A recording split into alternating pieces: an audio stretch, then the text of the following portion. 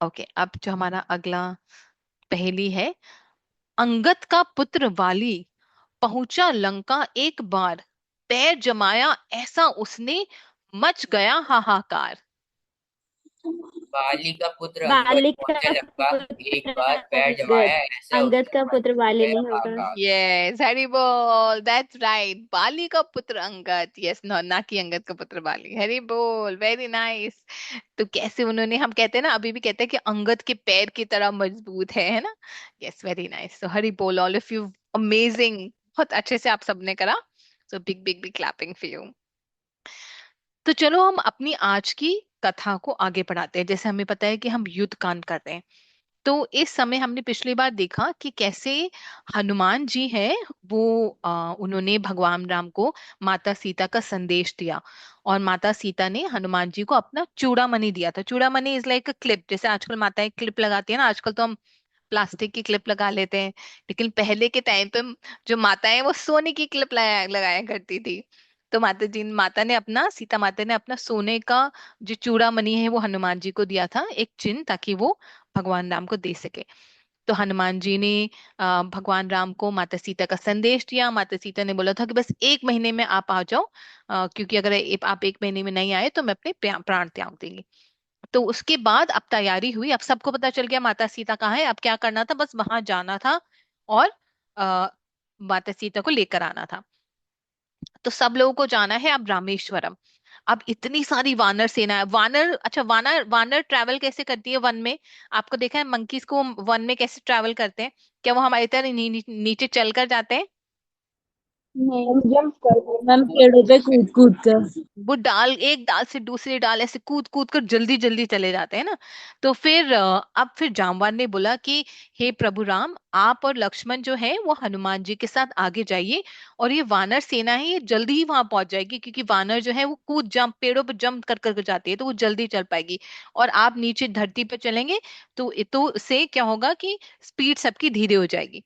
तो इस प्रकार हनुमान जी ने भगवान राम और लक्ष्मण को अपने कंधे पे बिठाया और वो पहुंच गए रामेश्वरम।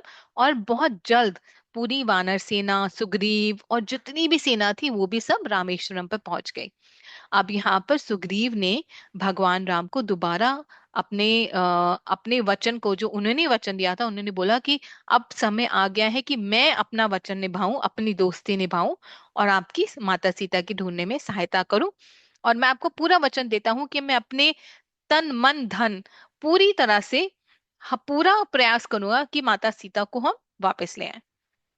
अब ये तो हो रहा था यहाँ पर। अब वहां क्या हो रहा था, लंका में भी तो बहुत प्रॉब्लम होगी ना। लास्ट टाइम आपको याद है हनुमान जी ने पूरी लंका ही जला दी थी अपनी पूंछ से, है ना। तो वहां पर क्या हो रहा था कि सब सब लोग परेशान। लेकिन सिर्फ एक ही जना था, जो थे विभीषण जी, जो रावण को अभी भी अच्छी राय देने का प्रयास कर रहे थे। वो उन्होंने रावण को जाकर बोला कि हे लंकापति, आपने जो करा वो ठीक नहीं करा। आप देख सकते हैं उसका परिणाम क्या हुआ। वो जो राम है, जो जो साधारण मनुष्य नहीं है, वो स्वयं नारायण है। तभी तो उनके एक दास के, एक तुच्छ के दास, तुझ से दास के पूंछ में आग लगाने से ही पूरी लंका भस्म हो गई। तो आप सोचिए, जब वो स्वयं आएंगे तो क्या होगा। तो उन्होंने दोबारा रावण को बोला कि आपको माता सीता को वापस कर देना चाहिए, और इससे आप अपने जो प्रजा है और अपना जो कुल है उसको बचा पाएंगे, वरना हर किसी का नाश हो जाएगा। पर जो रावण है वो अहंकार से भरा हुआ था, he was full of pride. क्यों भरा हुआ था? क्योंकि उसके आसपास ऐसे लोग थे जो रावण को हमेशा कहते, एक कहावत है ना, चने की झाड़ पर चढ़ाना, वैसे ही चने की झाड़ पर चढ़ा कर रखते थे। हमेशा रावण को गलत एडवाइस देते थे, हमेशा रावण को बोलते थे, अरे तुम तो इतने पावरफुल हो, इस पूरे तीनों लोकों में तुमसे ज्यादा कोई शक्तिशाली नहीं है, तो एक मनुष्य से डर गए तुम। तो इस वजह से जो रावण है वो अपने भाई की अच्छी एडवाइस, अच्छी सलाह को नहीं समझ पाया। और रावण ने बोला कि तुम जो हो, तुम मेरे अगेंस्ट हो, इसलिए मैं चाहता हूं कि तुम इसी वक्त लंका छोड़ दो। तो रावण क्या करते हैं, विभीषण को लंका से जाने के लिए कहते हैं। अब मतलब उनको बोलते हैं तुम घर छोड़ दो, ये शहर से बाहर निकाल निकाल देते हैं ना, ऐसे बोलते हैं देश निकाला दे देते हैं। अब विभीषण इस समय आप सोचो विभीषण कैसा महसूस कर रहे होंगे। क्या वो सोच रहे होंगे ओ मैं कहाँ जाऊं, मेरा घर चले गया, अब मैं तो राजमहल में रहता था, अब तो मैं सड़कों पे आ गया। पर नहीं, उन्होंने क्या सोचा कि ये जो हुआ ये भी भगवान की इच्छा ही है, भगवान की इच्छा से हुआ। और भगवान की जो इच्छा होती है वो हमारे लिए सबसे बेस्ट होती है। तो उन्होंने सोचा कि मैंने बहुत प्रयास करा अपने भाई को समझाने के लिए पर वो नहीं समझा। तो अब ये समय आ गया है कि मुझे भगवान की शरण ले लेनी चाहिए, भगवान राम की शरण लेनी चाहिए, जो मुझे बहुत पहले कर लेना चाहिए था। तो फिर इस प्रकार विभीषण जो है वो उड़ते हुए समुद्र पार करते हुए पहुंचते रामेश्वरम पे, जहां पर भगवान राम लक्ष्मण और सारी वानर सेना है।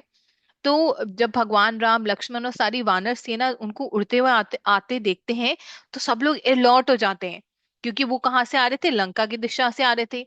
तो सब लोग सोचते हैं देखो लंका की तरफ से कोई कोई राक्षस आ रहे हैं, जरूर ये हमारी खबर लेने आए हैं, या ये कुछ खबरी है, या ये हमें यहीं पर नुकसान पहुंचाने आए हैं। तो फिर जब वो देखते हैं और नजदीक आते हैं तो सुग्रीव जो है वो अपने हाथ जोड़े भगवान राम की तरफ आते हैं, और भगवान राम के पास आते हैं, उनको दंडवत प्रणाम करते हैं, और उनको बोलते हैं कि हे प्रभु राम, मैं आपकी शरण में आया हूँ, मुझे स्वीकार कीजिए, मैं रावण का छोटा भाई विभीषण हूँ। तो इस प्रकार भगवान मुस्कुराते हैं, भगवान राम मुस्कुराते हैं। लेकिन वहां पर ओके, क्या मेरी आवाज नहीं आ रही है देवांश प्रभु जी, आप सुन पा रहे हैं क्या? आ रही है माता जी। आ रही है, ओके, हाँ ठीक है देवांश प्रभु जी, एक बार check on your end. Yes, so उसके बाद क्या होता है कि तो फिर सब लोग जो है वो अलर्ट हो जाते हैं, सब वो कहते हैं कि नहीं, आप प्रभु आप इसकी बात पे यकीन मत कीजिए, आपको पता है ये कौन है, ये रावण का भाई है, रावण का उस राक्षस का भाई है जिसने आपकी अर्धांगिनी माता सीता का हरण करा है। तो भगवान राम मुस्कुराते हुए हनुमान की तरफ देखते हैं, और हनुमान से बोलते हैं कि हनुमान तुम बताओ, तुम्हारी क्या राय है। तो हनुमान बोलते हैं कि हे प्रभु, इनसे मैं लंका में मिल चुका हूं, और पूरी लंका में ये सिर्फ केवल एक ही ऐसे इंसान थे जो निरंतर आपके नाम का जप करते थे, और जब रावण ने मुझे पकड़ लिया था तब केवल यही थे जो मेरी तरफ से बोल रहे थे। तो भगवान मुस्कुराए, ऑफ कोर्स भगवान को तो सब पता था, बट फिर भी ही वांटेड टू चेक। सो भगवान मुस्कुराए और भगवान ने सुग्रीव को अब गले से लगाया और सुग्रीव को बोला, हे लंकापति, तुम्हारे हमारी सेना में स्वागत है। अब देखो भगवान राम ने उनको क्या बोला, उन्होंने बोला हे लंकापति, हे लंकेश, जबकि लंकेश कौन है इस समय? मैम रावण। यस, लेकिन भगवान राम ने विभीषण को लंकेश के नाम से सुबोधित किया, उनको लंकेश लंकापति के नाम से बुलाया। यानी कि भगवान राम ने बोल दिया उसी समय से कि अब से तुम बनोगे लंका के राजा। यानी कि ये निश्चित हो गया उस समय कि रावण का अंत होगा और लंका के जो राजा बनेंगे वो विभीषण बनेंगे। अब बारी आई समुद्र को पार करने की। अब समुद्र को पार करने के लिए हनुमान जी उड़कर तो जा सकते थे, पर वो कितने वानर को लेकर जा सकते थे, बहुत सारे वानर को तो नहीं लेकर जा सकते थे। तो भगवान राम ने बोला, क्योंकि वो 100 योजन का समुद्र था, तो भगवान राम ने बोला कि हम तपस्या करेंगे, हम वरुण देव से प्रार्थना करेंगे और उनको बोलेंगे कि हमें रास्ता दे, ताकि हमारी जो सेना है वो रामेश्वरम से लंका की ओर जा सके। तो इस प्रकार प्रभु श्री राम ने 3 दिन तक वरुण देव जी की तपस्या करी, उनको प्रार्थना करी, यज्ञ करा। लेकिन 3 दिन तक भी वरुण देव प्रकट नहीं हुए। तो भगवान राम बहुत क्रोधित हुए और उन्होंने अपने तुनीर से बाण निकाला और अपने बाण पर चला दिया और उनको बोला कि ठीक है, अगर तुम मेरी तपस्या से मेरी प्रार्थना से प्रसन्न नहीं हुए तो अब मैं अपने बाण से तुम्हारे पूरे समुद्र को सुखा दूंगा, और तुम अगर समुद्र सूख जाएगा, पानी चले जाएगा, तो वो लोग वॉक कर कर जा सकते हैं, है ना, तो हम पैदल चले जाएंगे। तो जैसे ही उन्होंने बोला तभी वरुण देव प्रकट हुए, उन्होंने भगवान से क्षमा मांगी, उनको प्रणाम करा और उनको बोला कि हे हे प्रभु, मैं रावण के डर से आपके सामने प्रकट नहीं हो रहा था, रावण के डर से आपको रास्ता नहीं दे पा रहा था, क्योंकि रावण ने हम सबको बांध कर रखा हुआ है, और रावण ने मुझे बोला है कि इस समुद्र से कोई भी पार नहीं होकर जा सकता।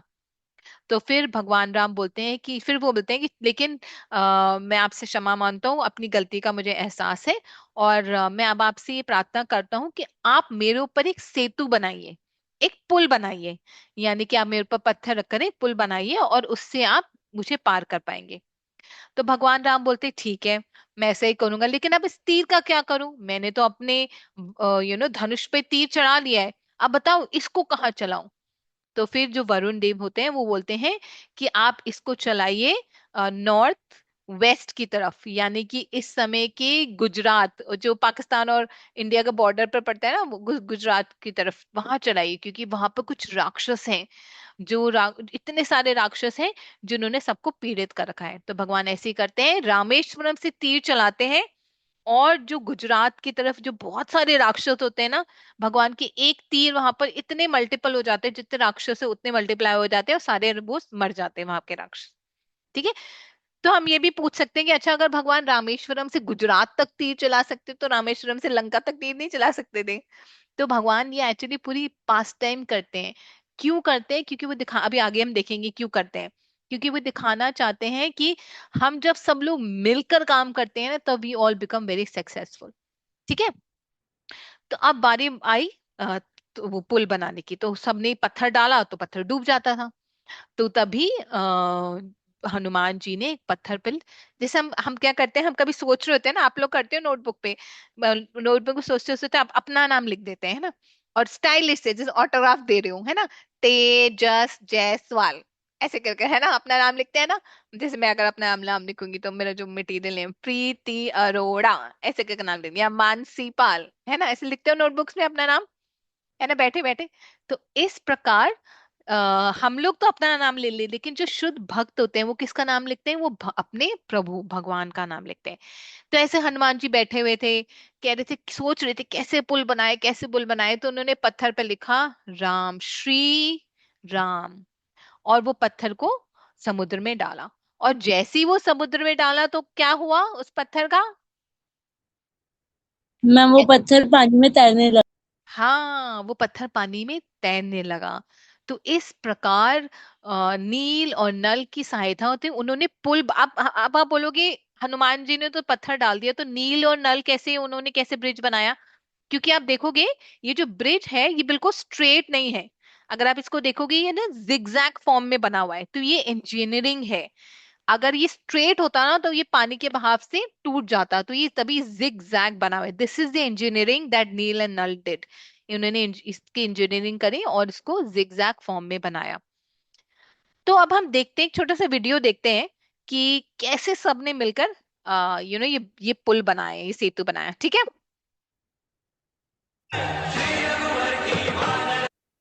आपको आवाज आ रही है? आवाज आ रही थी मतलब, है यस ना? Yes yes ma'am. Yes ma'am आ रही है।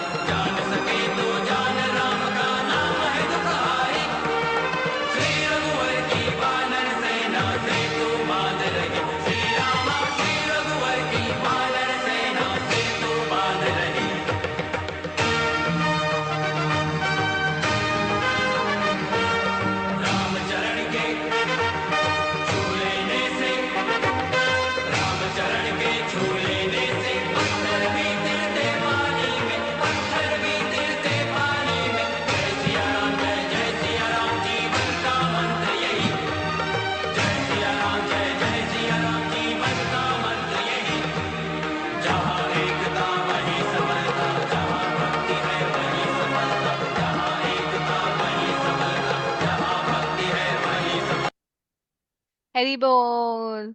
तो आपने देखा कौन कौन इस पुल को बना रहा था? कि सिर्फ वानर ही थे क्या जो पुल को बना रहे थे? देखो आपको बाय भी कर रहे हैं वानर। कौन कौन बना रहा था इस पुल को? आप अनम्यूट करके बोल सकते हो, कौन कौन बना रहा था इस पुल को? मैम सारे जीव जंतु जो वहां पर थे सब वो पुल बना रहे थे। हाँ, यस यस, तेजस मैम प्रभु। गिलहरी। गिलहरी भी बना रही थी, यस दैट्स वेरी नाइस, गिलहरी भी बना रही थी। आपने देखा वहां पर कुछ पक्षी।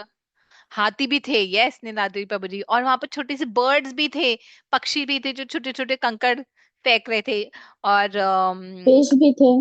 फिश भी थी, यस, ऑक्टोपस भी चिपका हुआ था एक पत्थर के साथ, है ना। और कछुआ भी था, सोचो कछुए की स्पीड कितनी होगी ना, फिर भी वो अपने पीठ पर पत्थर को बांध कर पूर्व ना समुद्र की तरफ लेकर जा रहा था, है ना। सो कितने सुंदर, और हिरन भी थे, और कितने सुंदर सब जानवर मिलकर इकट्ठा भगवान भगवान के इस पुल का निर्माण कर रहे थे। और एक बहुत ही अच्छी एक वो भी आती है कि कैसे जो गिलहरी होती है वो क्या करती है, वो अपने शरीर पर रेत बांधकर और वहां पर पुल पे जाकर छोड़ देती है, तो जो पत्थर के बीच में छोटा छोटा गैप रह जाता है ना, उस गैप को भी वो गिलहरी भर देती है। और जब भगवान राम देखते हैं कि कैसे सब जीव जंतु एफर्ट कर रहे हैं, तो वो सबको अप्रिशिएट करते हैं, वो गिलहरी को बुलाते हैं और देखते हैं कि वो गिलहरी ने भी अपना 100% दिया, जबकि वो छोटी सी थी। और जो हनुमान जी हैं या बड़े बड़े वानर हैं, उन्होंने भी अपना 100% दिया, क्योंकि वो बड़े पत्थर उठा, उनकी क्षमता उतनी थी, वो बड़े पत्थर उठा रहे थे।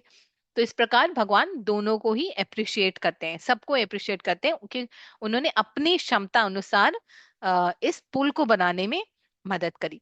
तो यही हम अपनी लाइफ में सीख सकते हैं कि जब हम एज ए टीम वर्क करते हैं तो हम सक्सेसफुल होते हैं। जो हम हमारे जितने भी फ्रेंड्स होते हैं, फैमिलीज होते हैं, सब एक जैसे नहीं होते ना। जैसे जो मेरी फ्रेंड्स है वो एग्जैक्टली मेरे मेरे डुप्लीकेट तो नहीं है, वो मेरे जैसे बोलते नहीं है, वो मेरे जैसे काम नहीं करते हैं ना, वो अलग है। क्योंकि जिस प्रकार हमारे हाथ की उंगलियां सब अलग अलग होती है ना, सब एक ही साइज की तो नहीं होती, पर जब सब उंगलियां मिल जाती हैं तो स्ट्रांग बनते हैं। इस प्रकार team work is very important. जब हम किसी टीम में होते हैं तो हो सकता है कोई, हर किसी में अलग अलग गुण हो, हर किसी किसी में अलग क्वालिटीज हो, पर हम जब टीम में होते हैं तो हम सबकी क्वालिटीज को मिलाकर एक अच्छा कार्य कर सकते हैं, है ना। लेकिन अगर हम टीम वर्क नहीं करेंगे तो हम क्या करेंगे? हम पूरे टाइम समय वेस्ट करेंगे, लड़ाई करेंगे, हम कुछ भी फ्रूटिव नहीं निकलेगा। और कुछ भी लड़ाई करने से क्या होता है, सबका मन डिस्टर्ब्ड होता है ना, परेशानी में आते हैं। जैसे इस पिक्चर में क्या हो रहा है, आपको आपके हिसाब से what is happening in this picture? Ma'am इसमें कुछ बच्चे टीम वर्क कर रहे हैं, मतलब ग्रुप वर्क कर रहे हैं, पर इनमें से दो बच्चों के बीच आर्गुमेंट हो रहा है, उससे तीसरे बच्चे को भी परेशानी हो रही है। हाँ उसको बच, यस यस एब्सोल्युटली। दो लड़ रहे हैं और तीसरा पर्सन बहुत स्ट्रेस हो रहा है कि हे भगवान ये क्यों लड़ रहे हैं, है ना। और यहाँ पर क्या हो रहा है, व्हाट इज हैपनिंग है, यहाँ चारों बच्चे क्या कर रहे हैं? Teamwork. Group study. हाँ यस यस, यहाँ पर सब लोग ग्रुप स्टडी कर रहे हो, देखो एवरीवन इज सो हैप्पी, क्योंकि सब लोग एक जैसे नहीं होते, लेकिन फिर भी when we work together we are able to achieve more. तो इस प्रकार जब सबने इकट्ठे काम करा तो जो सेतु है वो बन गया, पूरा कंप्लीट हो गया। अब उसके ऊपर से चलकर भगवान राम, लक्ष्मण, हनुमान जी, सुग्रीव और पूरी वानर सेना चलने लगी और लंका पहुंची। अब आप जानना चाहते हो कि लंका पहुंचकर उनका स्वागत कैसे हुआ? चलो देखते हैं, एक और छोटा सा वीडियो है, देखते हैं कि लंका में उनका स्वागत कैसे हुआ, किसने स्वागत करा। जो रावण की सेना थी वो एक्चुअली में देख कैसी दिखती थी। हमने भगवान राम की सेना तो देख ली कैसी दिखती है, वो सब वानर हैं और भी पशु हैं, है ना। लेकिन रावण की सेना कैसी है, चलो देखते हैं, ठीक है।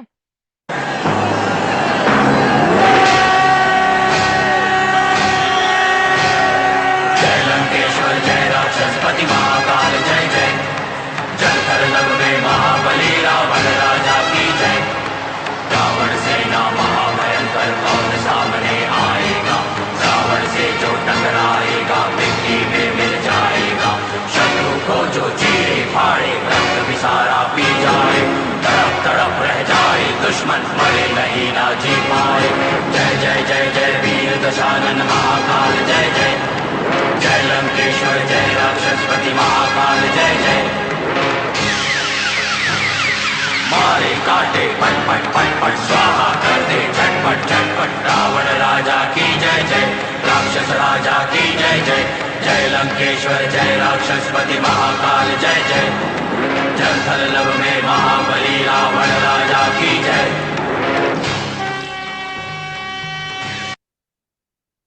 तो हमने देखा कि जो रावण की सेना थी वो सारे राक्षसों से भरी हुई थी, और अजीब अजीब तरह के राक्षस थे। बहुत सारे थे, अनेक अनेक, मतलब आप सोच नहीं सकते, अंत नहीं था उन उन राक्षसों का, इतने सारे राक्षस थे। ठीक है, मतलब बहुत बड़ी सेना थी। अब जानते हैं कि वास्तव में जो रावण है वो थे कौन।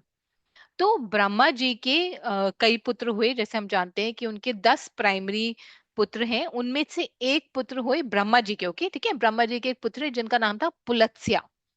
पुलत्स्या ऋषि। ठीक है। अब पुलत्स्या ऋषि के पुत्र हुए विश्रवास। तो ये जो विश्रवास थे, इनकी दो वाइफ्स थी, इनकी दो शादी हुई। तो एक शादी हुई इनकी इनकी केकशी से। केकशी जो थी, वो सोमाली की पुत्री थी। सोमाली वॉज अ राक्षस। ओके। और इनकी दूसरी शादी हुई, वो हुई देवारनी से। देवावरनी से। और ये जो थी, ये यक्ष की डॉटर थी। अब देवावरनी से उनका पुत्र हुआ, यक्ष पुत्र हुआ, जो थे कुबेर। जो जिनमें सारी गुड क्वालिटीज थी, इसलिए उनको जो मिनिस्ट्री है, भगवान की मिनिस्ट्री में किसका कौन सा डिपार्टमेंट मिला आपको पता है? इनको कौन सा जैसे इंद्रदेव को वाटर डिपार्टमेंट मिलता है, जैसे वरुण देव को money. Water, money money money, धन फाइनेंस के देवता। डिपार्टमेंट, हाँ, धन के देवता, यस। सो कुबेर जी जो है उनको फाइनेंस डिपार्टमेंट मिला भगवान की मिनिस्ट्री में। तो वो धन के देवता थे, है ना। और केकशी ने जो केकशी थी, उसने उन्होंने विवाह विश्रवा मुनि से इसलिए करा था क्योंकि वो चाहती थी कि उनके जो पुत्र हों वो राक्षस पुत्र हो, लेकिन उनमें ब्राह्मणिकल शक्ति भी हो। तो इस वजह से, इस छल की वजह से उन्होंने उनसे विवाह करा। और ये बात विवाह के बाद विश्रवा मुनि को पता चल गई। तो इसलिए क्योंकि उनके मन में छल था, तो उनके जो पहले 3 संतान हुई, सबसे पहले कौन हुआ? रावण, कुंभकर्ण और शूर्पणखा। ये तीनों ही ऐसी थी जिनमें पूरे ही राक्षसी गुण थे, कोई भी ब्राह्मण के गुण नहीं थे। ठीक है। तब फिर केकेशु को अपनी गलती का एहसास हुआ कि मुझे 3 बच्चे हुए, 3 ऐसे राक्षस शैतान जिन्होंने घर पूरे टाइम सर पर उठाकर रखते हैं। तो उन्होंने अपने पति से बोला कि मुझे एक संतान तो ऐसे दो जिसमें ब्राह्मण क्वालिटीज हो।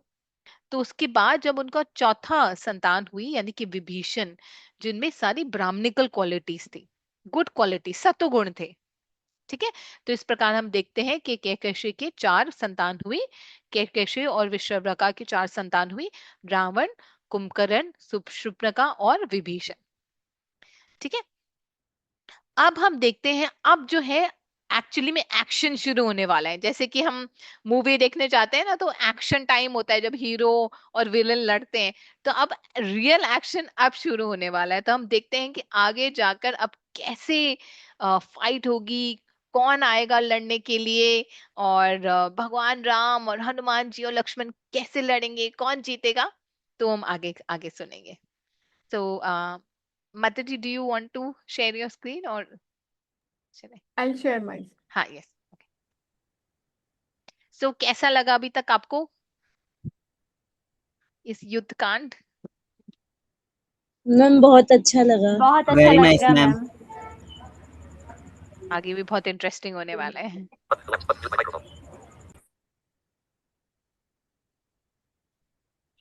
बहुत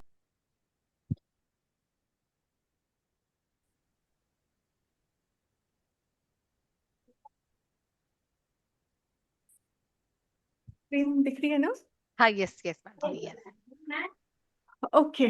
तो बच्चों, अब राम जी और सारी वानर सेना पहुंच गई है लंका में। तो अब हम देखेंगे लड़ाई कैसे होती है। तो जब ये रावण को पता चलता है, तो सबसे पहले वो एक राक्षस को भेजता है जिसका नाम होता है जाम्बूमाली। तो फिर जाम्बूमाली बहुत पावरफुल, बहुत स्ट्रॉन्ग राक्षस होता है। फिर वो आता है, और फिर उसके बाद जब जाम्बूमाली की लड़ाई होती है हनुमान जी से, तो हनुमान जी उसको गदा मारते हैं और वो एक ही बार में हनुमान जी से मर जाता है। तो रावण को लगता है अरे ये तो इतनी जल्दी मर गया। फिर उसके बाद वो अगली बार बहुत सारे राक्षस भेजते हैं, है ना। और फिर उसकी पूरी साथ में पूरी की पूरी बहुत बड़ी सी सेना भी भेजते हैं।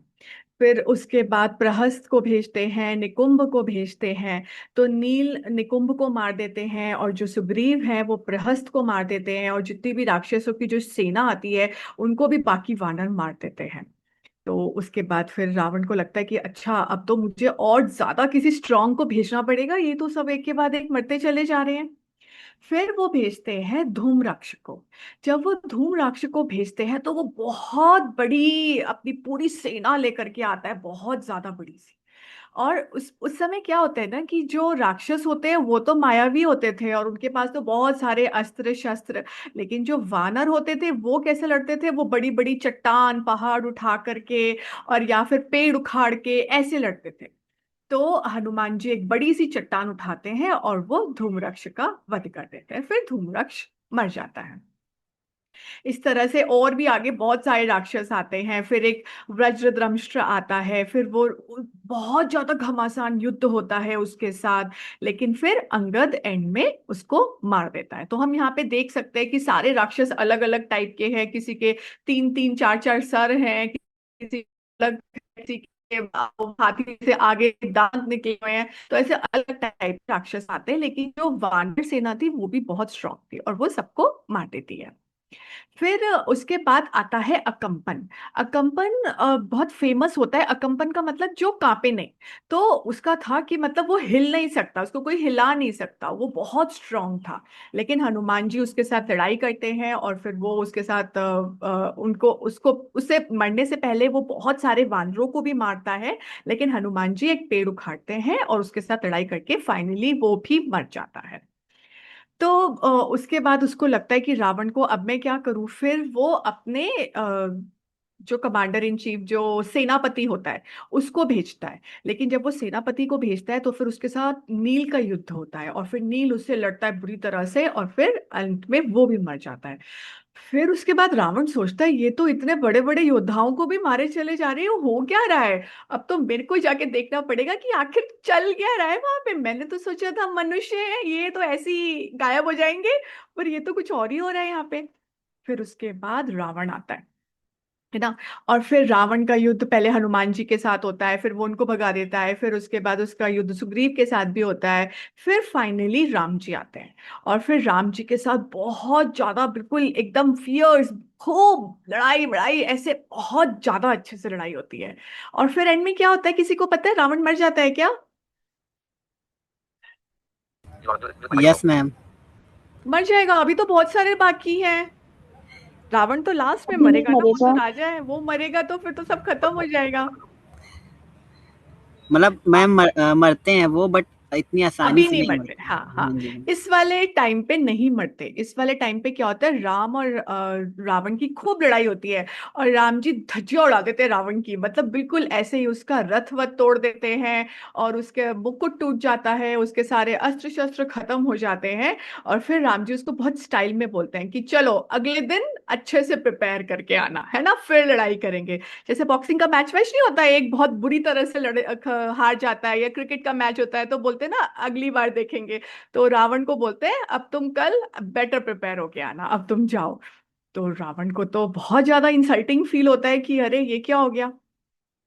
फिर वो नेक्स्ट दिन भेजता है इंद्रजीत को। इंद्रजीत कौन होता है, किसी को पता है?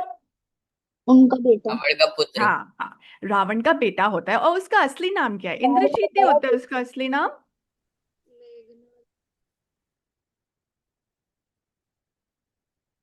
पता है किसी को उसका असली नाम? ओके, उसका असली नाम होता है मेघनाथ।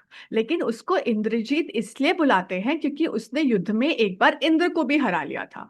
तो इंद्र को भी जीत, जिसने इंद्र को जीत लिया हो, है ना, तो इसलिए उसका नाम पड़ा इंद्रजीत। और फिर जब इंद्रजीत आते हैं तो फिर उनका युद्ध होता है लक्ष्मण के साथ। और जब राम के साथ, लेकिन ना इंद्रजीत बहुत ही मायावी राक्षस टाइप के थे। तो पहले तो वो दिखते ही नहीं है किसी को, ऐसे ही लगता है कि कहीं से बिल्कुल ऐसे कोई अटैक कर रहा है। और उसके बाद वो क्या करते हैं, वो लक्ष्मण को नागपाश में बांध देते हैं। नागपाश मतलब जैसे पहले जमाने में बहुत अलग अलग टाइप के अस्त्र शस्त्र हुआ करते थे। जैसे अब तो हमें एक ही चीज पता है कि फायर वेपन, है ना। सारे वेपन्स में जितने भी हमारे अस्त्र शस्त्र, सब में से आग निकलती है, चाहे बॉम्ब हो, चाहे बंदूक हो, चाहे गोली हो, चाहे कुछ भी हो। लेकिन पहले ऐसे नहीं होता था। पहले पानी के भी वेपन्स होते थे, पहले आग के भी वेपन्स होते थे, पहले बहुत तेज हवा जैसे चलती है टॉर्नेडो टाइप का, वैसे भी वेपन्स होते थे। तो ये जो नागपाश वेपन था, ये सांपों का वेपन था, मतलब सांपों के उससे वो बंध जाते हैं। अब लक्ष्मण जी असली में कौन है? मैम शेषनाग। शेषनाग। तो शेषनाग को क्या नागपाश बांध सकता है? No ma'am. नहीं बांध सकता, है ना। लेकिन क्योंकि लक्ष्मण जी इस समय मनुष्य के अवतार में आए थे, तो इसलिए वो नागपाश की इंसल्ट ना हो, मतलब नागपाश को रेस्पेक्ट देने के लिए वो नागपाश से बंध जाते हैं। और फिर जब वो नागपाश से बंध जाते हैं तो वो बिल्कुल ऐसे, मतलब जैसे बिल्कुल ही मरने वाले, एकदम मूर्छित हो जाते हैं। राम जी तो बहुत परेशान हो जाते हैं।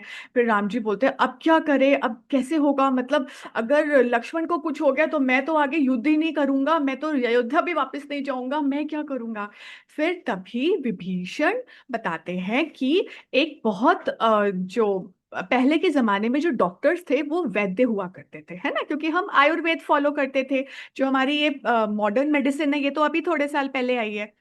तो जब वो आयुर्वेदिक एक डॉक्टर है जिनका नाम है वैद्य सुषेण, और वो बहुत ज्यादा बहुत ही, मतलब बहुत अच्छे डॉक्टर है, बहुत अच्छे वैद्य हैं, और वो इनको बिल्कुल ठीक कर देंगे। तो फिर हनुमान जी बोलते हैं ठीक है, लेकिन वो है कहाँ पे, वो लंका के अंदर है, तो रावण के पास है, मतलब रावण के राज्य में है। तो हनुमान जी कहते हैं कि ठीक है, कोई बात नहीं, वो पूरा का पूरा वैद्य सुषेण का घर उठा करके ले आते हैं, उनके घर के साथ ही उनको यहाँ पर। तो फिर उसके बाद फिर वो बोलते हैं कि ये देखो, इसको टेक, मतलब लक्ष्मण को क्या हो गया, इनको ठीक करता है। तो पहले तो वैद्य सुषेण बोलते हैं कि नहीं नहीं, आप तो शत्रु हो, मैं आपकी कैसे हेल्प कर सकता हूँ, ऐसे नहीं हो सकता।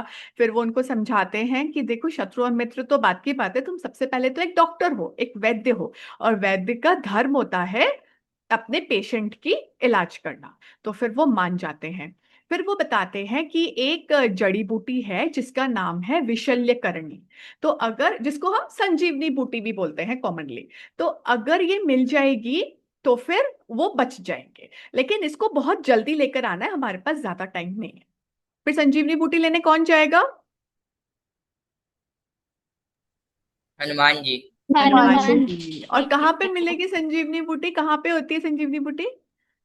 मैम हिमालय पर्वत पे। हाँ। हिमालय पर्वत पे। हाँ, तो उसके हिमालय में भी एक स्पेसिफिक पर्वत का नाम है, वहां होती है संजीवनी बूटी।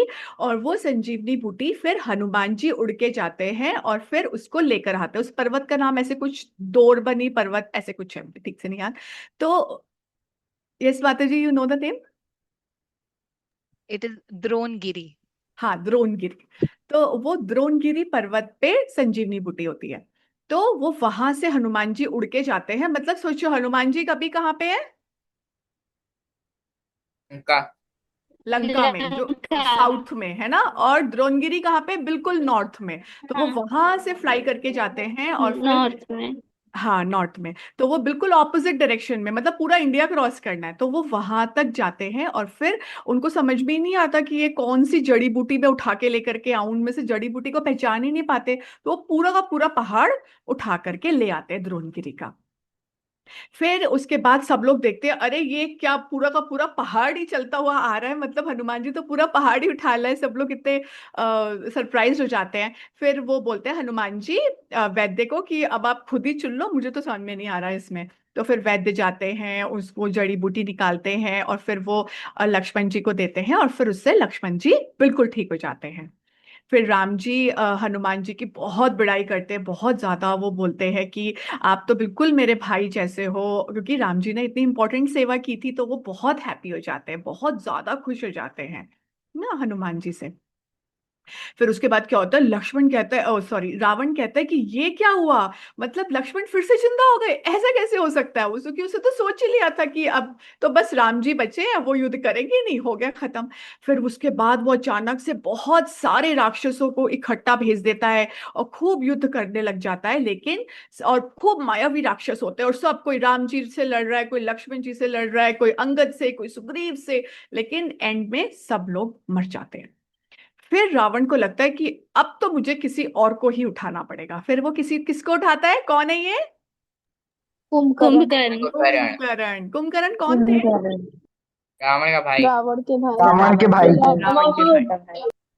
हाँ, तो वो रावण का भाई, और वो बहुत ज्यादा विशाल होता है, मतलब बहुत ही ह्यूज होता है, मतलब उसको एक वरदान मिला था कि वो 6 महीने तक सोता रहेगा लगातार। उसने जब ब्रह्मा जी से तपस्या की थी तो एक्चुअली उसे कुछ और मांगना था, लेकिन उसने मांग ये लिया कि मैं 6 महीने तक सोता रहूं। तो वो 6 महीने तक सोता रहता है लगातार। अब उसको फिर बीच में उठाना पड़ता है, और उसको उठाना बहुत मुश्किल काम है। फिर रावण को, जो उसका बेटा होता है मेघनाथ, वो बोलता है कि नहीं नहीं, आप इसको बीच में मत उठाओ, ये बीच में उठाना ठीक नहीं है। लेकिन रावण कहता है नहीं, मेरे को तो उसकी जरूरत है, अब तो उठाना ही पड़ेगा। तो खूब सारे हाथी उसके ऊपर चल रहे होते हैं उसको उठाने के लिए, इतना बड़े बड़े ढोल नगाड़े, खूब बीगुल खूब बज रहे होते हैं, इतना सारा खाना रखते हैं उसके ऊपर, कोई पानी फेंक रहा है उसके कान में, कोई कुछ कर रहा है, मतलब मतलब सोचो कितना यूज होगा वो, कितना बड़ा होगा कि इतने सारे हाथी चल रहे हैं उसके ऊपर, और वो फिर भी आराम से सो रहा है, फिर भी नहीं उठ रहा। फिर उसके बाद बहुत मुश्किल से वो उठ कर आता है। तो पहले तो बहुत गुस्सा होता है कि मेरी नींद ऐसे किसने खराब कर दी।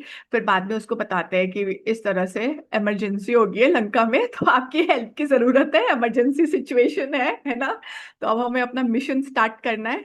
तो उसके बाद फिर वो बोलता है अच्छा ठीक है, फिर उसको पता चलता है कि रावण ने एक तरह से सीता माता का हरण कर दिया था, और फिर उसकी वजह से समझी आए हैं युद्ध करने के लिए। तो पहले तो कुंभकर्ण उनको समझाने की कोशिश करता है रावण को कि आपने ये गलत किया है ना, इस तरह से आपको किसी और की पत्नी का हरण नहीं करना चाहिए था, तो आप इसको सीता माता को वापस कर दो, और राम जी के साथ युद्ध नहीं करो।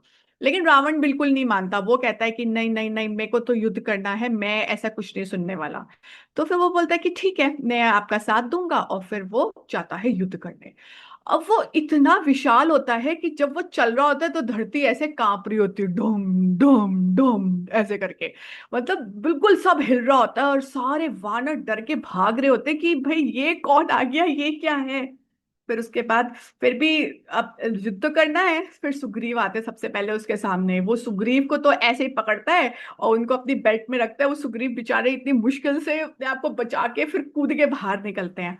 फिर उसके बाद हनुमान जी भी उससे लड़ाई करने की कोशिश करते हैं, लेकिन वो तो बस सबको ऐसे हाथ में पकड़ता है और सबको ऐसे गिराता रहता है, और बहुत सारे वानरों को तो वो हाथ में पकड़ के खा ही जाता है। मतलब जैसे होता है ना, बहुत सारी मुट्ठी में ऐसे चीजें लिए, हम चेरीज खाते हैं, ऐसे बहुत सारे लिए और मुंह में रख लिए, वो ऐसे खा रहा होता है राक्षसों को। तो सब लोग बहुत डरे होते हैं। फिर उसके बाद फिर सब लोग राम जी के पास जाते हैं कि अब इसका क्या करें।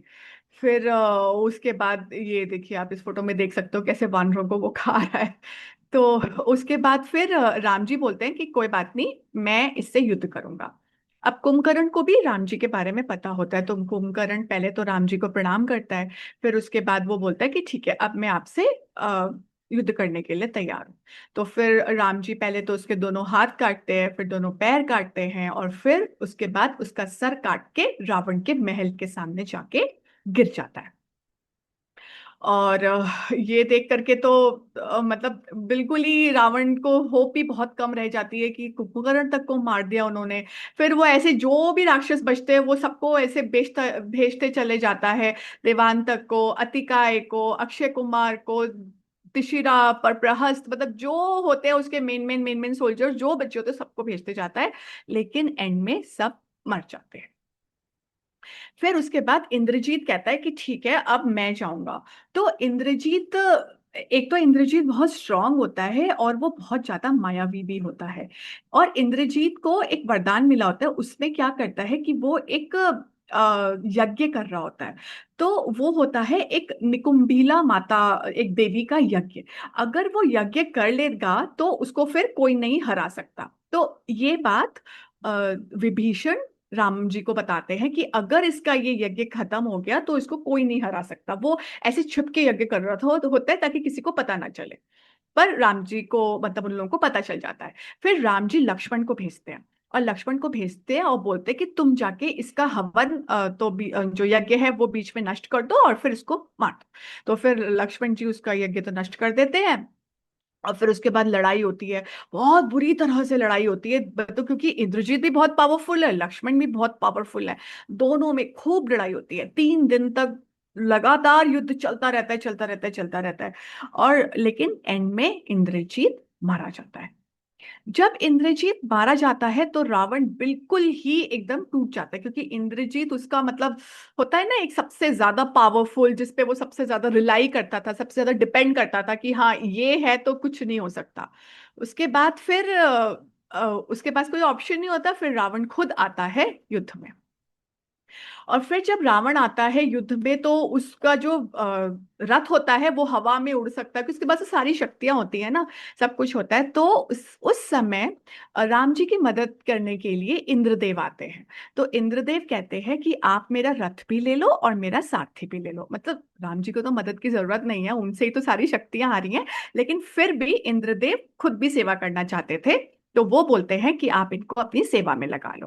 फिर राम जी एक्सेप्ट कर लेते हैं, राम जी बोलते हैं हाँ ठीक है, और फिर राम जी उस रथ पे बैठ करके रावण के साथ युद्ध करते हैं। और वो जो रथ था वो भी रावण के रथ की तरह से था कि वो भी हवा में उड़ सकता था और इस तरह से मतलब कहीं भी जा सकता था। फिर उसके बाद खूब घमासान युद्ध होता है दोनों में, बहुत बुरी तरह से।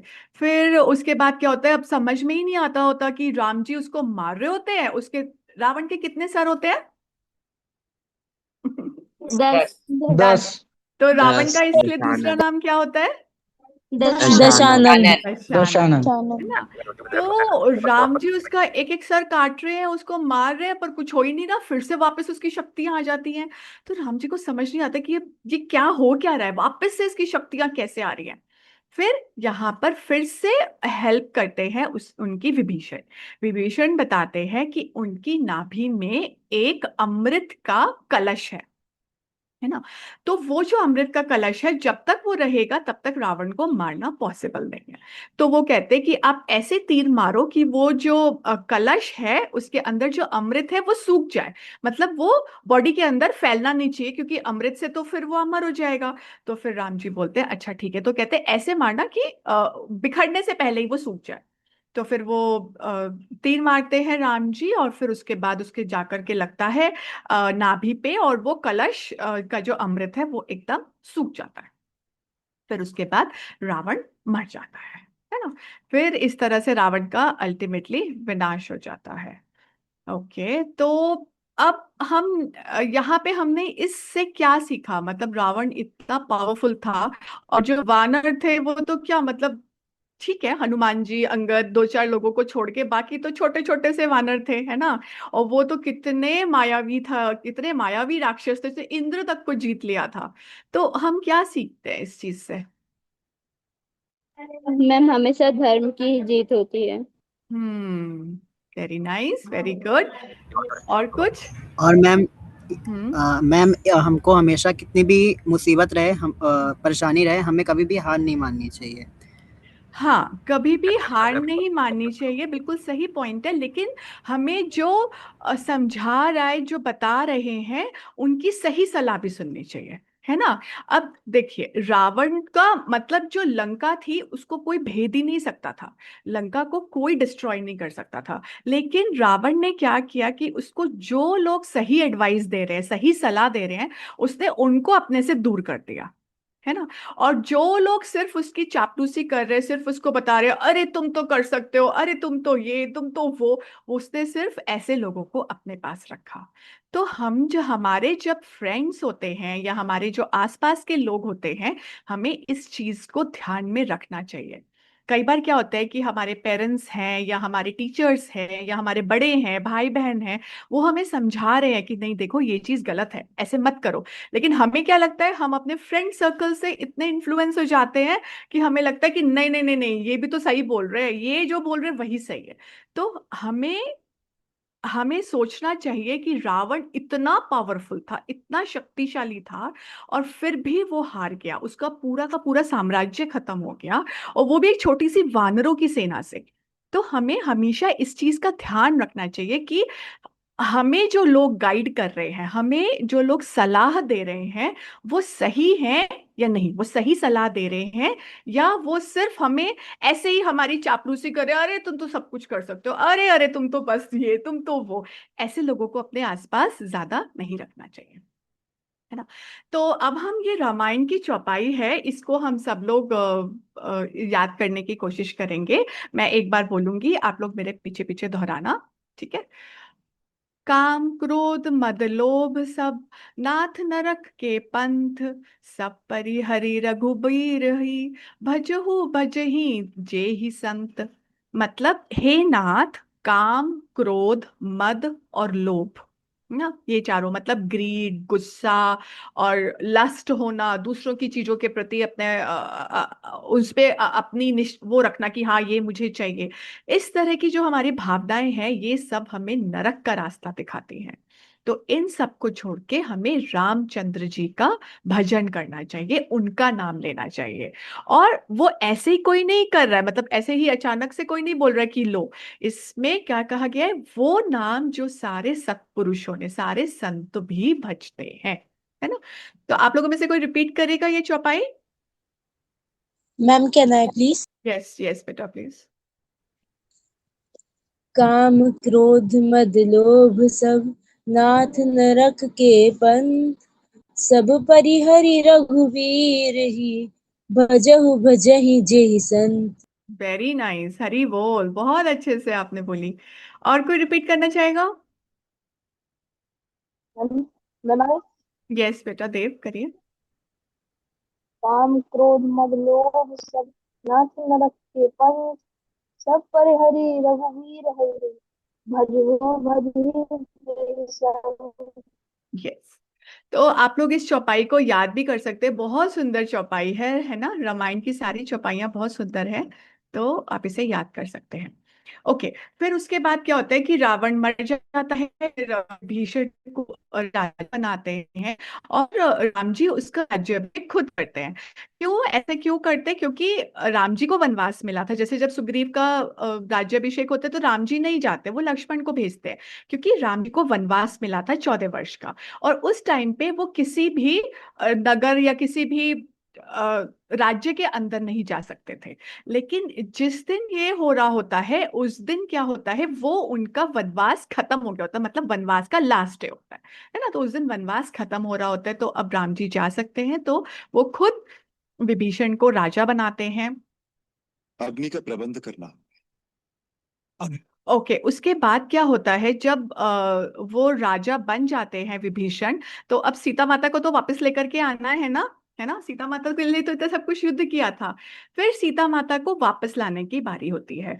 तो राम जी बोलते हैं कि मतलब लक्ष्मण को बोलते हैं कि हम अग्नि परीक्षा करेंगे सीता माता की, मतलब अग्नि परीक्षा नहीं, एक तरह से अग्नि का प्रबंध करो, ताकि सीता माता वापस आ सके। तो अब हम यहाँ पे देखेंगे कि वो ऐसे क्यों बोलते हैं। सीता माता तो थी ना अशोक वाटिका में, वो ऐसे ही आ सकती थी, उसमें बीच में अग्नि को लाने की क्या जरूरत थी। अब हम यहाँ पे ये चीज देखें। किसी को याद है, वैसे हमने कुछ बताया था आप लोगों को, यस जब मैम। रावण उठा के लेके जाने वाला होता है सीता को, उससे पहले कुछ होता है। सूर्य देव आते और अपनी वाइफ को छोड़ जाते हैं, छाया माता को, और सीता माता को ले हाँ, जाते हैं। वेरी नाइस, हरी बोल, वेरी गुड। तो वो जो सीता को रावण लेके जाता है, वो तो छाया सीता होती है। अच्छा, सीता को रावण ले उठा सकता था, मतलब उसका अपहरण कर सकते थे क्या सीता माता का? रावण पॉसिबल है ये? हो नहीं सकता। No ma'am. नहीं। नहीं हम मैम, ऐसा देखते नहीं हैं कि पॉसिबल। जब, हाँ, हम देखते हैं कि जब सीता का जब स्वयंवर हुआ था, है ना, जब वो धनुष को उठाने की बारी आई थी, जो शिव धनुष था, तो सीता माता ने तो वो धनुष उठा लिया था, लेकिन रावण वो धनुष नहीं उठा पाया था। देखा था ना हमने उस समय। तो अगर रावण से सीता माता, इसका मतलब ज्यादा स्ट्रांग थी, तो जब वो उठाने आया था तो सीता माता तो उसको एक लगाती पटक करके, और वो वहीं गिर जाता। लेकिन क्योंकि सब राक्षसों का वध करना था, जिसकी वजह से राम जी का अवतार हुआ था, या जिसकी वजह से राम जी धरती पे आए थे, इसलिए उन्होंने ये सब लीला रची थी। तो सीता माता अग्नि के पास चली जाती है, अग्निदेव के पास, और छाया सीता को रावण उठा के लेके जाता है। तो अब हम देखेंगे कि कैसे सीता माता वापस आती है। अग्नि का प्रबंध करना। अग्नि का प्रबंध? क्यों? उसमें संदेह और परीक्षा का कोई प्रश्न नहीं है। तुम नहीं जानते, यदि सचमुच हाँ, ये साउंड नहीं आ रही। साउंड नहीं आ रही? नहीं। ओके।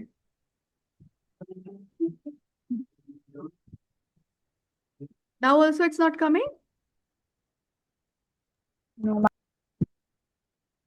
आ रही है, नहीं आ रही? नहीं, नहीं आ रही, मतलब नहीं आ रही। अच्छा ठीक है। तो ओके, तो इस तरह से सीता माता वापस आ जाती है ना, और अग्निदेव राम जी को दे देते हैं सीता माता को। तो उसके बाद फिर क्या होता है कि अब उस दिन वनवास खत्म हो रहा होता है, तो राम जी को वापस जाना होता है जल्दी से अयोध्या, क्योंकि भरत ने भी शपथ ली थी कि अगर आप वनवास खत्म होते ही उसी दिन वापस नहीं आए तो मैं भी अपने प्राण त्याग दूंगा। तो फिर जो विभीषण होते हैं वो राम जी को पुष्पक विमान देते हैं कि ये बहुत जल्दी आप लोगों को ले जाएगा।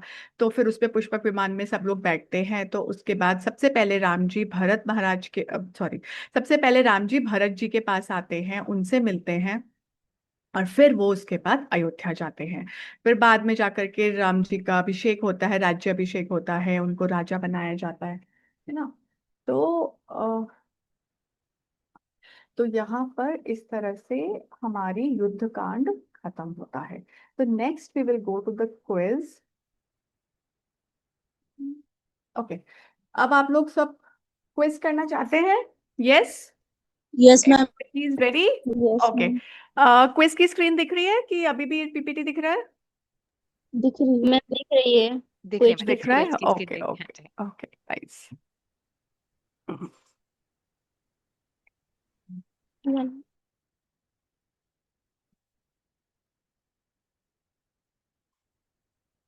Okay, what is the other name of Lanka कांड?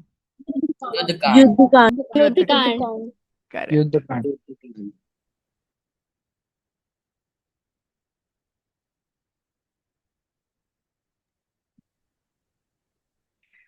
बिगेस्ट एपिसोड, रामायण में सबसे बड़ा कांड कौन सा है?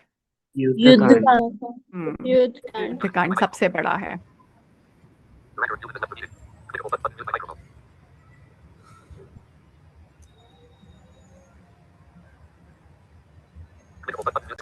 दूसरा नाम इंद्रजीत का? Meghnath. Meghnath. Yes, right. Meghnath. Yes, very good.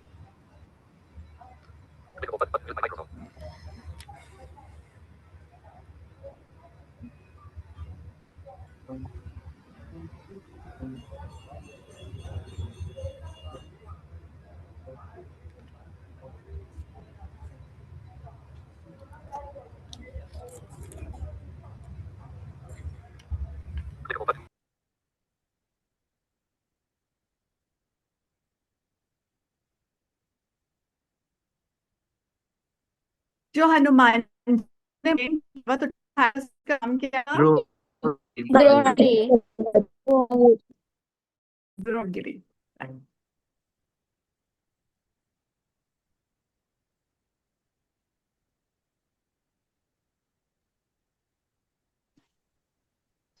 Kumbhakarna को किसने मारा था? श्री राम हनुमान जी ने। श्री राम ने। और श्री राम। अरे यार, ईयरफोन लानी पड़ेगी।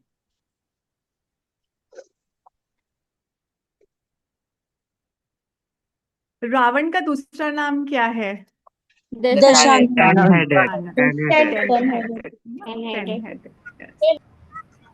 आप लोग सब बहुत ध्यान से, बहुत अच्छे से सुन रहे हैं। सारे आंसर्स आप लोग के करेक्ट है। Very good.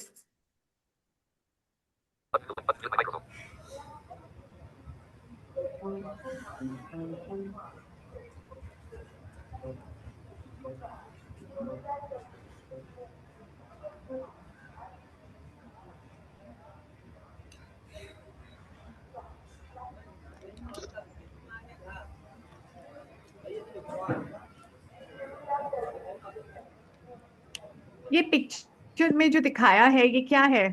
कौन सी जगह है? शोक वाटिका। शोक वाटिका। अशोक वाटिका। अशोक वाटिका। अशोक वाटिका। हम्म अशोक वाटिका और हाँ, और इसको जानकी वाटिका भी बोलते हैं ना। यहाँ पे हनुमान जी सीता माता से मिल रहे हैं, तो इसको दोनों बोलते हैं, अशोक वाटिका भी बहुत और बढ़िया। जानकी वाटिका।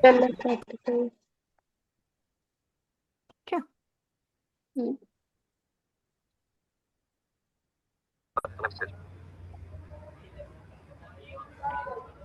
राम जी का सॉरी, राम सेतु बनाने के लिए किसने हेल्प की थी? नल और नारद नील। जी की। नलनी। नलनी। नहीं, नलनी। ओके, जिसकी सर्विस मतलब जिसकी सेवा की राम जी ने बहुत तारीफ की थी, राम जी ने सबकी सेवा की तारीफ की क्वेरल। थी। क्वेरे ऑप्शन सी क्वेरे क्विरल, स्क्वायर। स्पेशली तारीफ की थी क्योंकि वो बहुत छोटी सी थी और फिर भी अपना पूरा ट्राई कर रही थी।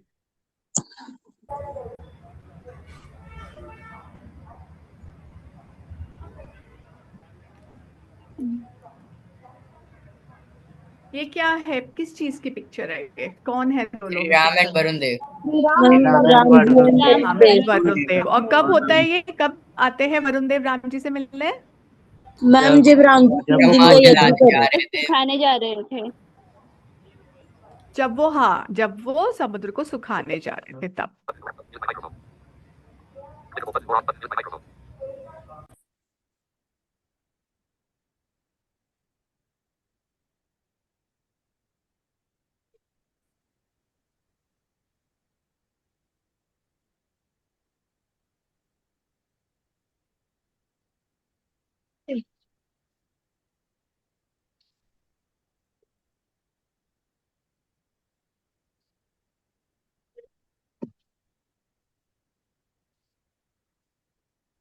ये सब लोग कहाँ जा रहे हैं? अयोध्या। बैक बैक टू हाँ, Ayodhya, back to back to Ayodhya. Ayodhya. Back to Ayodhya, है ना। तो यहाँ पे आप लोगों का क्विज एंड होता है। आप सब लोगों ने बहुत अच्छा क्विज किया है, वेरी नाइस। ओके, तो अब इस बार का होमवर्क है। इस बार का होमवर्क आपका बहुत इंटरेस्टिंग है। आपको क्या करना है ना, जैसे आजकल बहुत सारे फल आ रहे हैं, है ना। तो अब राम जी अयोध्या वापस आए हैं, तो राम जी का हमें स्वागत तो करना है। स्वागत कैसे करेंगे? उनको भोग लगा के। उनको भोग किस चीज का लगाएंगे? हम फलों का भोग लगा सकते हैं। तो आपको ऐसे अलग अलग फ्रूट्स, अलग अलग फल यूज करके कुछ अच्छा से डिजाइन बना के और फिर उसको भगवान को भोग लगाना है और उसकी पिक्चर्स हमारे साथ शेयर करनी है, ठीक है। ये कुछ आइडियाज हैं, आप कुछ भी यूज कर सकते हैं अपने हिसाब से, जो आपको फ्रूट पसंद हो, ठीक है। ओके। और बस एक बात याद रखना कि जब हम भगवान को भोग ऑफर करते हैं तो भगवान किस चीज के बगैर भोग स्वीकार नहीं करते? क्या? यस देव प्रभु जी। तुलसी। तुलसी। यस तुलसी। Yes yes, that's very nice. तुलसी, तो तुलसी जरूर रखना और फिर भगवान को भोग लगाना और भगवान हमारा भोग स्वीकार करेंगे, क्योंकि भगवान भगवत गीता में कहते हैं पत्रम पुष्पम फलम तोयम यो में भक्ता प्रयच्छति। नहीं, मेरे भक्त प्रेम से मुझे एक पत्रम, एक पत्ता, एक फूल, एक पुष्प, एक फल और थोड़ा सा जल भी ऑफर करे तो मैं उसको स्वीकार करता हूँ। सॉरी, मैं तो नहीं कर सकती। ओके, तो आज का जो युद्धकांड है, ये जो अब तक की हमने रामायण है, उससे हमने मेनली क्या सीखा है कि अगर हमें भगवान ने कोई शक्ति दी है या हमें कोई क्वालिटी दी है ना, तो हमें उसका गलत इस्तेमाल नहीं करना चाहिए। दूसरों के एडवाइस को सुनना चाहिए, स्पेशली जो लोग हमारा भला चाहते हैं या हमें सही एडवाइस कर रहे हैं, भले ही वो एडवाइस हमें पसंद नहीं आ रही। और भगवान की शरण में जाना चाहिए, क्योंकि वही है जो हमें हर परेशानी से बचा सकते हैं। और हम जितना प्योर, मतलब जितना अपने आप को शुद्ध बनाएंगे, वही ताकत है। ओके, यहाँ पर हम ये खत फिनिश करते हैं। अब आप लोगों के कोई क्वेश्चंस हैं या कुछ है तो you can ask us.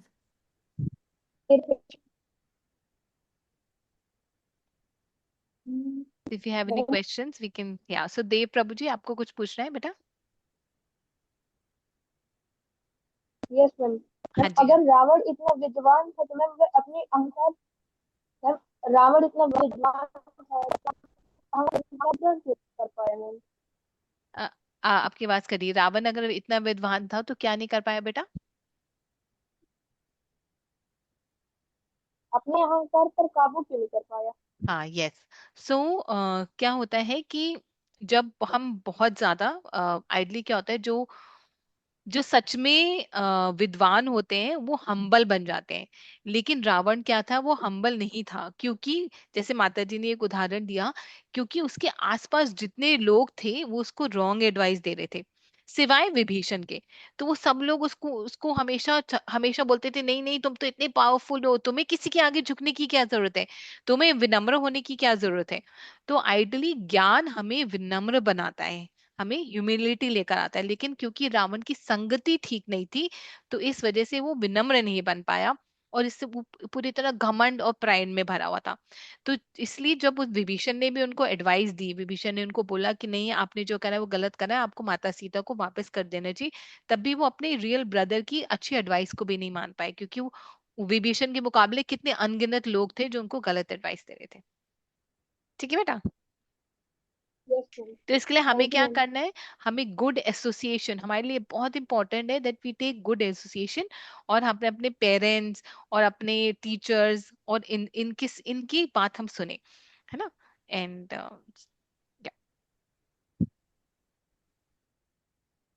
Yes. और does anybody has any other question? Tejas बेटा, आपका भी कोई क्वेश्चन था? मैं समझ में आ गया था। आगे ठीक।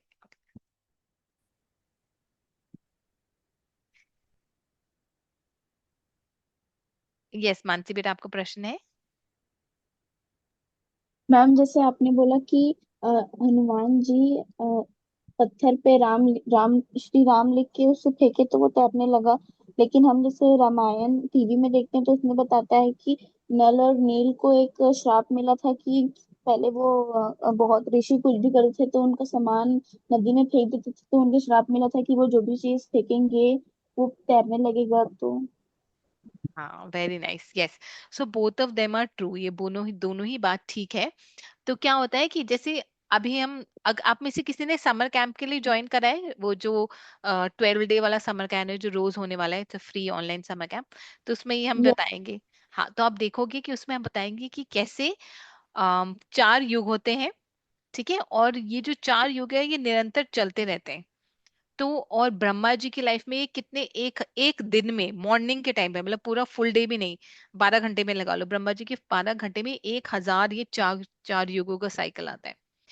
तो जो ये जो डिफरेंस हम पाते हैं ना थोड़ा थोड़ा, इसको कल्प भेद बोलते हैं, कि किसी कल्प में ऐसा हुआ था कि नील और नल और नील को श्राप मिला था, ये बिल्कुल ठीक बोला आपने, और उसकी वजह से वो जो पत्थर फेंकते थे वो तैरने लग जाते थे, वो डूबते नहीं थे। और किसी कल्प में ऐसा हुआ था कि भगवान राम ने, मतलब सॉरी, हनुमान जी ने राम लिखा था, वो उससे वो तैरने तैरने लगे पत्थर। और इनफैक्ट एक कल्प में तो ऐसा हुआ था कि समुद्र ही हट गया था, और वो एक्चुअली में चलकर सब लोग जो पूरी वानर सेना है, बिना पुल बनाए चलकर वहां पर गई थी। इनफैक्ट इसलिए आप देखो कि तुलसीदास जी के रामायण, या जब आप वाल्मीकि जी की देखोगे, देर थोड़ा थोड़ा तो हल्का हल्का आपको कल्प भेद दिखेगा, but both of them are absolutely correct. क्योंकि समय जो है वो सिर्फ भौतिक जगत में होता है, आपको पता है, आध्यात्मिक जगत में समय होता नहीं है। अच्छा एक बार बताओ, जैसे कि हम देखते हैं हमारे घर में चींटियां होती हैं, ये एंट होते हैं, या कभी जब बारिश आती है तो ये उड़ने वाले चींटे आते हैं ना, जो एक ही दिन में पैदा होते हैं और एक ही दिन में मर जाते हैं, है ना। बारिश आती है तो आपने देखा है, वो उड़ने वाले चीट, हम बोलते हैं चींटियों के पंख लग गए, आपने देखा है कभी? तो उनकी लाइफ सोचो कितनी होती है, उनकी लाइफ सिर्फ 24 घंटे की होती है, तो उनके लिए हमारी लाइफ कितनी बड़ी होगी ना। ऐसे लिए हमारी जो लाइफ है ना, बिकॉज वी आर लिविंग, अगर हम शास्त्र पढ़ेंगे तो हम जिस भूलोक में रहते हैं, हमारी life is very limited. Their life is actually, there beings जिनकी जो एज है बहुत बड़ी होती है। तो इसलिए ये जो छोटे छोटे कल्प भेद है, मैं आपको, I hope I am able to explain कि why there is a difference, both of them are correct, yes ma'am. But वो कल्प का फर्क है। ओके ठीक है। मैम। ठीक। ठीक है बेटा। So if there no question then will end our class today, और हम नेक्स्ट टाइम नेक्स्ट संडे को मिलेंगे, which will be our last class, जहाँ पर will touch little bit of on the last कांड, और हम उसके बाद प्रश्न लेंगे, आपके जो प्रश्न, क्योंकि इट इज वेरी इंपॉर्टेंट कि आपको कोई भी डाउट्स हो, कोई क्वेश्चन हो, आप कुछ पूछना चाहते हैं, वो क्लैरिफाई हो जाए। ठीक है, and then after that we will be issuing the certificate. So आज की जो अटेंडेंस शीट मार्क होगी उसके बेसिस पे हम सर्टिफिकेट्स इशू करेंगे। ठीक है, अनंत प्रभु जी आपका कोई प्रश्न है बेटा? Okay, so nobody has a question. We are all good, and all of you are very sincere children. And we see आप कितने attentively सुनते हो, कितने ध्यान से आप सारे प्रश्नों का उत्तर देते हो. So we are very happy कि हमें ये opportunity मिली कि हम आपको serve कर पाए, आपको हम ये रामायण के बारे में बता पाए. So we will meet on next Sunday, and we'll share the attendance link today. Okay? Hare Krishna. Hare Krishna beta. Hare Krishna Hare Hare Krishna. Krishna. Hare ma'am Krishna. Hare Krishna. Her Hare her Krishna ma'am. Hare Krishna beta.